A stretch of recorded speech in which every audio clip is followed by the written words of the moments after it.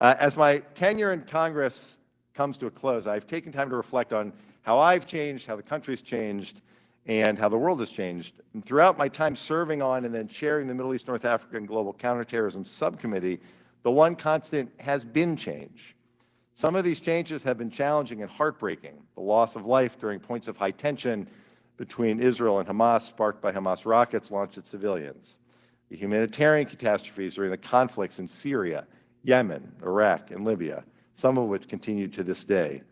The near escalation into open conflict between U.S. and Iran, and of course, the COVID-19 pandemic. But in many moments, too, the change has signified hope and progress. From the spirit of democracy and freedom during the Arab Spring to the signing of the Abraham Accords. When the U.S.-sponsored Abraham Accords were signed in September 2020, we could not have realized the incredible and cascading impact that it would have on the region and on Israel's relations with its neighbors. I was incredibly proud to have been on the White House lawn when the Abraham Accords were signed, a momentous occasion and one of the highlights of my time in Congress. The Abraham Accords made official what had been covert security ties between nominal enemies and set the stage for full-fledged partnerships on issues related to security and business, the environment, innovation, tourism, and so much more. Egypt and Jordan formally recognized Israel in 1979 and 1994, respectively.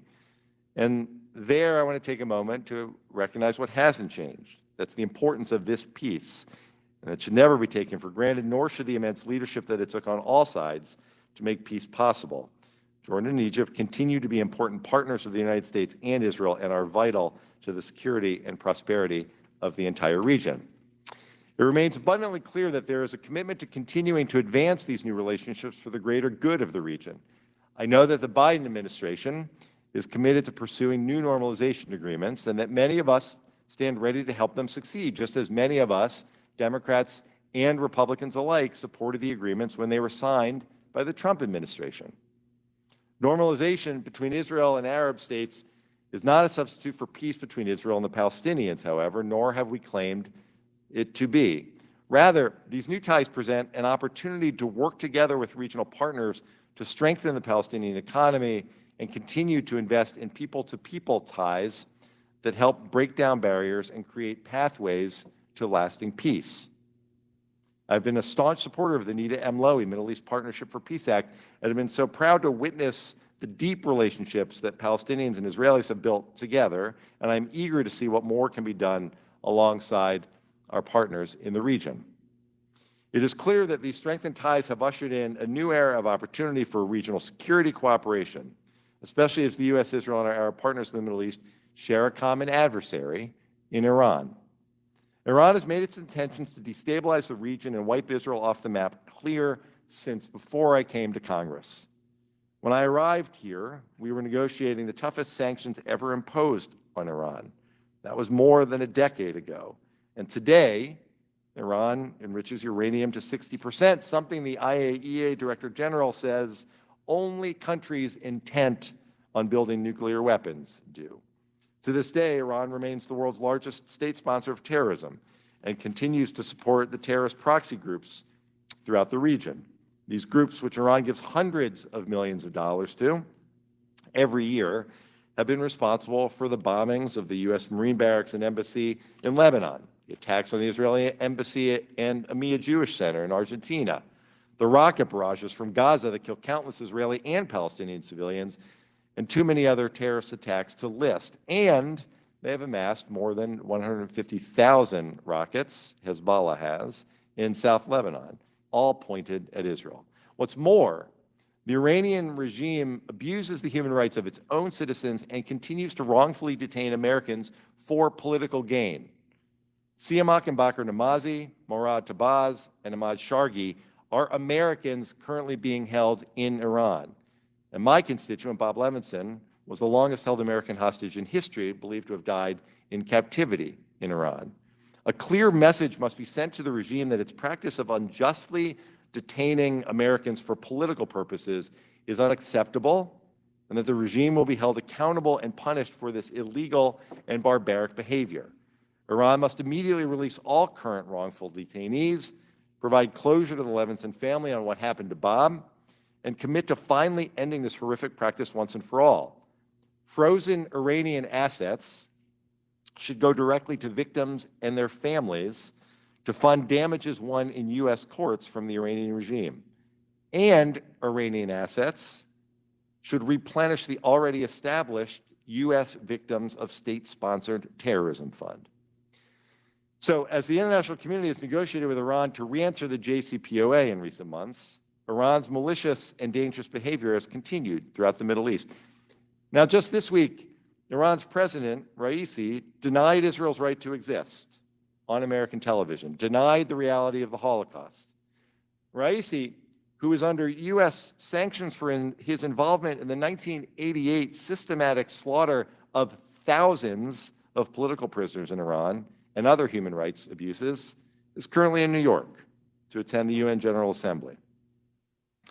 I support the Biden administration's commitment, as reaffirmed in the Jerusalem Declaration, to never allow Iran to acquire a nuclear weapon and to use all elements of our national power to ensure that outcome. And as we review any potential deal, there are three fundamental questions that must be answered. First, if a nuclear agreement is reached now, what is the path forward to a longer and stronger deal that addresses other aspects of Iran's malign behavior and never allows them to possess a bomb? Second, on balance, does greater insight into Iran's nuclear program and dramatically reduced enriched uranium in Iran outweigh the immediate impact a deal would have on Israel, our partners, and U.S. troops as billions of dollars start flowing directly to the IRGC to be used for greater and more lethal attacks? And three, as Iran sits with so much enriched uranium today, what is the plan with our allies right now to stop Iran from having nuclear weapons, with or without a deal? Support for any deal must, at a minimum, depend upon satisfactory answers to these three open questions. These questions arise at a time when Iran continues to pose an existential threat to the international nuclear nonproliferation movement, as it inhibits the IAEA's monitoring capabilities and continues to violate its safeguard obligations while rapidly advancing its dangerous nuclear program. This amplifies my concerns about how any nuclear deal can be verifiable and enforceable. But even as Iran continues its violent and destabilizing behavior, the United States continues standing with our ally Israel and working alongside our partners across the Middle East to strengthen our collective defenses and invest in progress.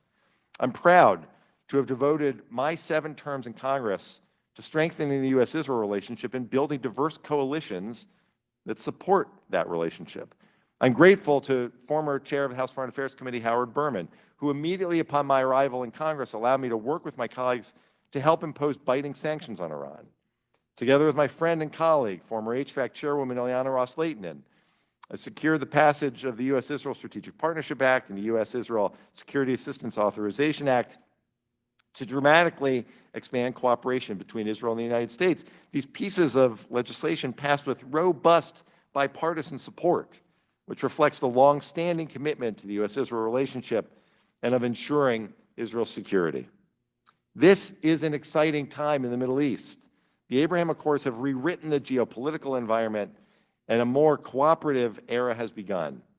Israel's transition from European Command to CENTCOM's area of responsibility is an important cornerstone of this new era, and it's already provided new opportunities for multilateral cooperation aiming to strengthen regional security, especially against the shared threat of Iranian drones, ballistic missiles, and Iranian-sponsored terror. Last October, an American B-1B strategic bomber flew over key maritime choke points in the Middle East amid ongoing tensions with Iran, with jets from Bahrain, Egypt, Israel, and Saudi Arabia alongside it. Israel participated in the International Maritime Exercise, which is a massive American-led naval exercise that included Abraham Accord countries as well as several countries Israel does not have formal ties with. And then in the Eastern Mediterranean, Israel's growing cooperation with Greece and Cyprus has contributed to greater stability and opportunity. Seamless military interoperability between U.S., Israel, and our partners in the region is of utmost importance to strengthening and expanding security coordination. And as Israel's relationship in the region grow, so too do the opportunities for this crucial security coordination. I'm eager to hear from our witnesses today about the current security landscape across the Middle East, what momentum exists to strengthen collective defenses, what a regional security architecture could look like, and how these efforts will best counter our shared threats. And I want to close by saying just a few more brief words of thanks. First, to Chairman Meeks and Ranking Member McCall, thanks to both of you for leading the Foreign Affairs Committee with passion, drive, and a deep bipartisan commitment to strengthening American leadership around the world.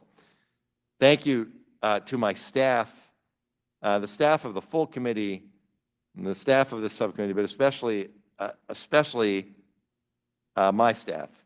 Sophie Mervis, the staff director, Jack Steinberg, professional staff member, Casey Custon, longtime former staff director and longtime go-to on all things Middle East for staff across Capitol Hill. Thank you for what all of my staff and our staff as a whole does to make this committee work seamlessly and to make the work of this House work the way it does. And thank you to my colleagues on the subcommittee who have served alongside me and will continue to underscore the value of our partners across the region and the importance of the U.S.-Israel relationship. Finally, a big thank you to my colleague and friend, Ranking Member Joe Wilson of South Carolina. Joe, it's been a pleasure to serve alongside you and to champion this important work together. I have learned so much from you and from all of our colleagues on this committee about your commitment to U.S. leadership in the world, about your commitment to advancing U.S. values, about what this committee and what this Congress can do to further both. Chairing this subcommittee on the Middle East, North Africa, and global counterterrorism has been an enormous honor and privilege.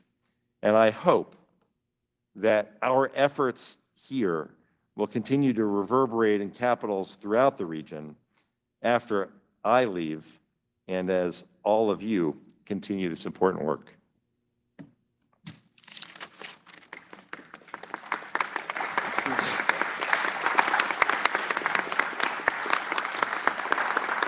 I